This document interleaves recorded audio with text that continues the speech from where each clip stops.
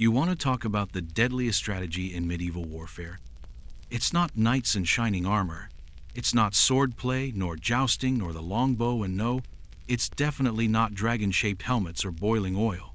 Those make great movie props. They also got a lot of people killed, fast.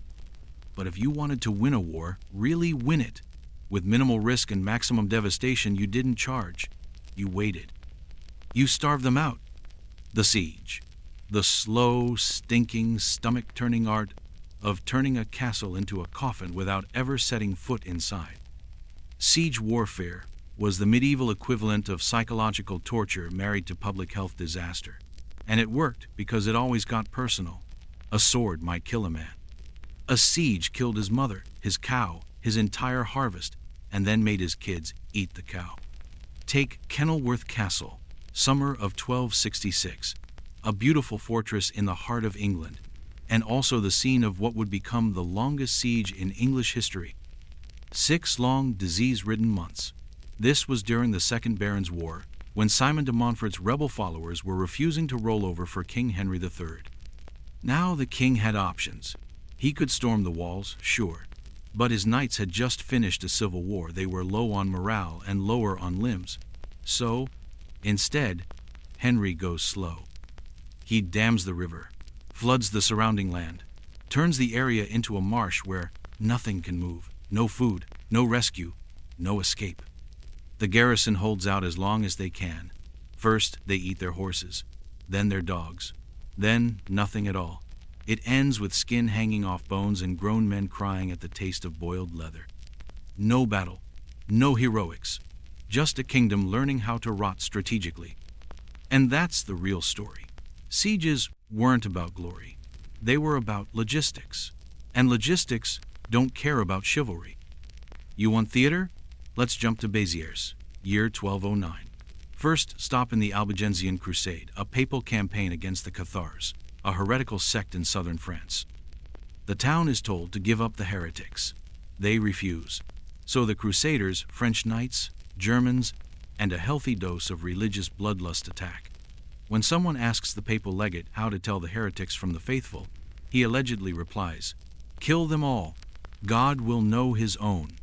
They did. Somewhere between 7,000 and 20,000 people were slaughtered. The church chroniclers describe the streets running with blood. The smell? Don't ask. Let's just say a soldier from Normandy claimed it clung to his boots for weeks. But that's what happens when a siege ends badly, when the walls fall before the stomachs do.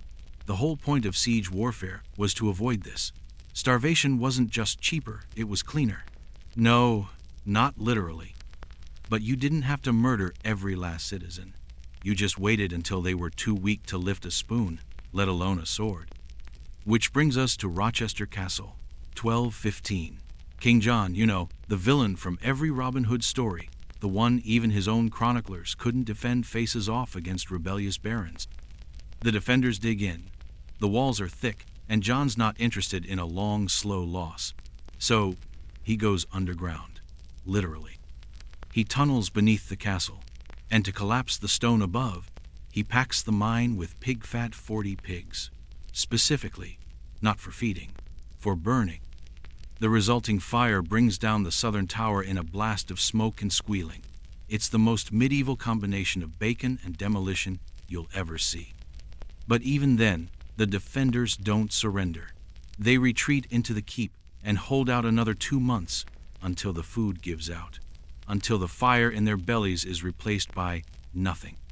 Siege warfare wasn't just mechanical, it was spiritual. Break the body, starve the soul, and they did. A well-run siege was a masterclass in multitasking misery. You didn't just block the gates, you poisoned the water, you burned the crops. You harassed supply lines, slaughtered livestock, spread disease, and waited, always waited. The enemy would feed on their own despair long before you fed on their land. Take Paris, 885. The Vikings come knocking not with horned helmets, but with boats and burning ambition. Count Odo leads the defense. The Seine is choked with corpses. The Vikings camp out for 11 months, and eventually, the king pays them to leave. The defenders win. but they're so broken that victory smells suspiciously like defeat. That was the beauty of siege logic. You could win without ever stepping into the city. Just make it hurt to stay. Make it unbearable to breathe. And when the food ran out, the really interesting decisions began. There's a record from the siege of Jerusalem in 1099, during the First Crusade, where the chronicler Raymond of Aguilars describes Christian knights weeping with joy as they enter the city over the corpses of men, women, and children. The streets are said to run ankle-deep with blood. But before the slaughter, the starvation.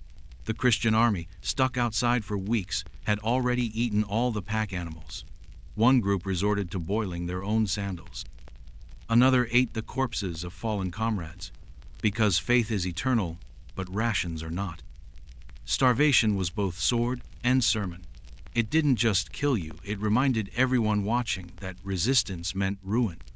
You didn't have to be at war to experience it.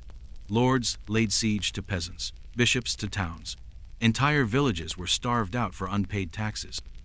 In 13th century Avranches, the bishop dammed a river to flood rebellious farmland, a divine punishment disguised as a natural disaster. In Florence, merchants were known to blockade rival neighborhoods during political disputes, turning urban politics into miniature starvation games.